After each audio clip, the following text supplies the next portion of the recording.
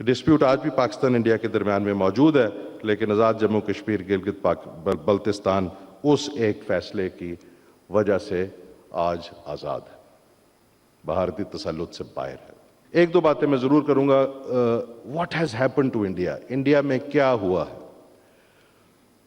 एक जमात है वहाँ पे, आरएसएस उसका नाम है।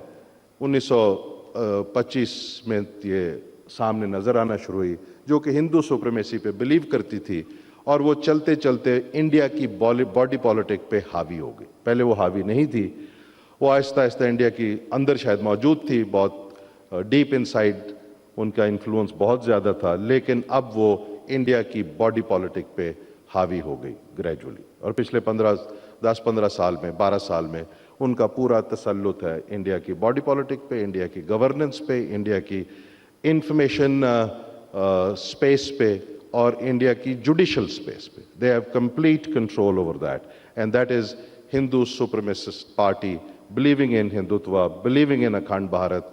और उन्होंने अपनी पार्लियामेंट में एक नक्शा लगाया अखंड भारत का, जिसमें सारा सब कॉन्टिनेंट श्रीलंका से लेकर अफगानिस्तान तक शामिल है। और ये कोई ख्वाबों ख्यालों की बातें नहीं है जी, हम उनके साथ उठे बैठे हैं, उनके साथ इंटरेक्ट भी किया है। ऑनरेबल मिनिस्टर्स यहाँ पे मौजूद हैं। पाकिस्तान ने कभी आज तक, Pakistan has left no stone unturned. Pakistan always wanted peace. बहुत सारी कोशिशें पीस के लिए हुई हैं, सारी कोशिशों को किसी ना किसी तरीके से किसी ना किसी जगह पे स्कटल किया गया। चूंकि इसमें बहुत बच्चे भी बैठे हैं हमारे, एक बात मैं कहता चलूँ, दिस वाज बिफोर मार्का हक। हमारी अपने कुछ भारतीय काउंटर पार्ट्स के साथ मुलाकात हुई। मुलाकात की तफसील तो मैं आपको नहीं बताऊंगा, लेकिन एक मैं आपको वर्बैटम बात बताना चाहता हूँ। राम महादेव उनका नाम है, is general secretary of the BJP central executive committee. So in a meeting he said this openly. उन्होंने कहा जी, अंग्रेज ने सब कॉन्टिनेंट से जाते हुए 3 लाइनें छोड़ी। एक लाइन थी मैकमोहन लाइन, जो इंडिया चाइना के दरमियान में, एक लाइन थी ड्यूरेंड लाइन, जो आज पाकिस्तान अफगानिस्तान के दरमियान में है, which we consider as international border. And you know what he said, which is most profound, जो बहुत ज़्यादा ज़रूरी बात है सबके समझने के लिए। उन्होंने कहा कि एक लाइन रेड क्लिफ लाइन थी, जो कि असल problem. Red Cliff line international border है पाकिस्तान इंडिया के दरमियान में। ये मैं आज पिछले आपको इस बीजेपी की सोच बता रहा हूं। So this where we stand. दूसरा ढोंग रचाया गया कि जी पाकिस्तान टेररिस्ट सपोर्टिंग स्टेट है, कश्मीर की मूवमेंट को टेररिज्म के साथ इक्वेट किया गया। ऐसे नहीं है। Kashmir is a freedom movement, it stands as a freedom movement. Pakistan has supported it politically, diplomatically, and Pakistan's political and military leadership is committed to it, because ye promise was given by our forefathers, the father of the nation. You can't run away from that promise. Indians ने at the same time एक massive Pakistan के अंदर हमेशा किया। ये आप लोग, I am sure जो बुजुर्ग हजरात इधर बैठे हैं उनको तो पता है, पाकिस्तान के अंदर इंटरफेरेंस इज नॉट जस्ट 1971, उसका थोड़ा सा ग्लिम्स आपको इन्हें दिखाया। This started a long time back. इसमें 2-3 मूवमेंट्स थी जो चलती रही पाकिस्तान में, ख़ास तौर पे बलूचिस्तान में और कुछ केपी में, जिनमें एक पश्तूनिस्तान की मूवमेंट थी जिसका हेडक्वार्टर एक गवर्नमेंट उन्होंने बनाई जलालाबाद में। बलूचिस्तान में एक इंसर्जेंसी चली 70s में, वो काबुल में पाई जाती थी। गॉड ब्लेस हिज सोल एक दोस्त हुआ करते थे हमारे, आज मुझे मौका मिल गया, मैं थोड़ी सी बात करूंगा 3-4 मिनट और फिर देन आई विल फिनिश। एक हमारे बुजुर्ग हुआ करते थे, मीर हजार खान बेजरानी, इधर मेरे बलोच दोस्त भी कुछ बैठे हैं, they would know him, is no more. एक किताब भी लिखी, आई मेट हिम पर्सनली, उन्होंने मुझे एक तस्वीर दिखाई। एज दे से this book is a pictorial representation, a picture speaks 1,000 words. जो पिक्चर उन्होंने मुझे दिखाई, that spoke 100,000 words. This is a picture of Mir Hazar Khan himself, because he was a militant commander of that movement. बैठे हैं हम हमारे Bloch दोस्त, उनको पता है, in the 70s. God bless his soul is no more. बाद में उनकी दोस्ती होगी पाकिस्तान के साथ। और भी लोग थे वहाँ पे। तो एक पिक्चर थी काबुल में, जहाँ पे उस ज़माने में अफगानिस्तान की इंटेलिजेंस एजेंसी होती थी, उसका नाम था खाद। उनका चीफ बैठा हुआ है, रॉ जो आज भी है इंडिया की इंटेलिजेंस एजेंसी, उसका स्टेशन चीफ बैठा हुआ है, और केजीबी जो उस ज़माने में सोवियत यूनियन की इंटेलिजेंस एजेंसी थी, वो वहाँ पे बैठे हुए उनके साथ। बाकी उन्होंने मुझे स्टोरी बताई, इससे इस पिक्चर से आपको सब कुछ क्लियर हो जाना चाहिए.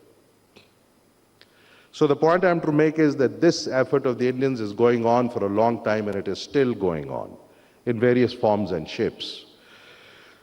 आपने तो कुलभूषण यादव का यहाँ पे जिक्र किया किताब में. मैं आपको एक और चीज़ बता देता हूँ, क्योंकि अब मैं अपने बहन भाइयों के दरमियान में बैठा हूँ. I have to say those things so that you carry it in you and you should know it's a fact. एक इंडियन एम्बेसी में आदमी हुआ करता था पाकिस्तान में, स्मार्ट हैंडसम गाय, दीपक कौल उसका नाम था. 2006-07 की बात है. He was, I think, their commercial attaché or whatever. तो वो यहाँ से तशरीफ लेके जा रहे थे गवर्नमेंट ऑफ पाकिस्तान की इजाज़त के साथ दिल्ली बाय रोड. रास्ते में उन्होंने एक मीटिंग तय की हुई थी बलोच मिलिटेंट्स के रिप्रेजेंटेटिव्स के साथ, और वो $4 लाख देते हुए रंगे हाथों पकड़े गए थे. चूंकि वो डिप्लोमेट थे, he had to be return. तो ये स्टोरी आज की नहीं, ये स्टोरी बड़ी पुरानी चल रही है. This is 2007. And then what is going on is going on. वो चल रहा मामला. Now come to मार्का हक बनियानुल मरसूस. It was not, ये जो हम समझते हैं को ट्रिगर हो गए इंडियंस, ये एक पहलगाम में इंसिडेंट हुआ वो ट्रिगर हो गए. No, it was a policy driven false flag operation. It was an Indian policy by which they wanted to go by it. उनका एक एजेंडा था कि हम पाकिस्तान को आइसोलेट करेंगे. पिछले 8-10 साल में एजेंडा उनका चल रहा था कि हर लिहाज डिप्लोमेटिकली, इकोनॉमिकली, वाइल प्रॉक्सीज के साथ इसको कमजोर करेंगे एंड टेररिज्म का एक इल्जाम पाकिस्तान पे हम लगाते रहेंगे. So they had to keep that narrative going. उनकी इंटरनल पॉलिटिक्स और उनकी एक्सटर्नल पॉलिटिक्स में ये बिल्कुल फिट होता था to conduct such a false flag operation. So in my opinion, in my assessment, it is a policy driven incident which the Indians did. वो पहले भी ये काम करते रहे. छत्तीसगढ़ से शुरू कर लें, अगर आपने रीसेंट मेमोरी में जाना है, 2000 का ये वाकया है. 35 सिखों को उन्होंने सदर्न कश्मीर में मारा था, बाद में पकड़े गए. समझौता एक्सप्रेस, मिनिस्टर डिफेंस बैठे हैं, मेरे से बेहतर जानते हैं, कर्नल पुरोहित एक्सेप्ट करता है और आज भी वो इंडिया में खुला फिर रहा है. And so on so fourth.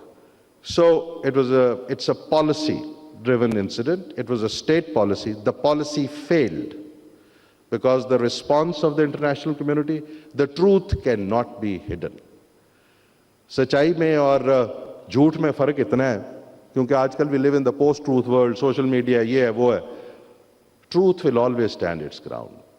This was the difference between India and Pakistan in 2025. The lies and the truth. Failure of policy and success of policy.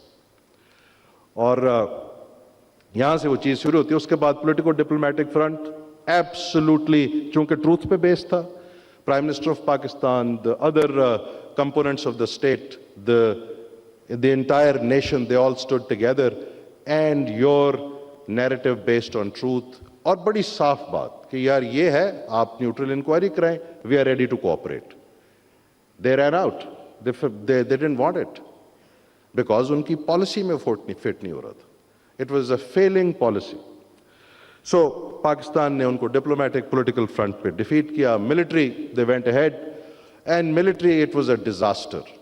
Starting from 6th, 7th night to 10th morning, it was a disaster for India.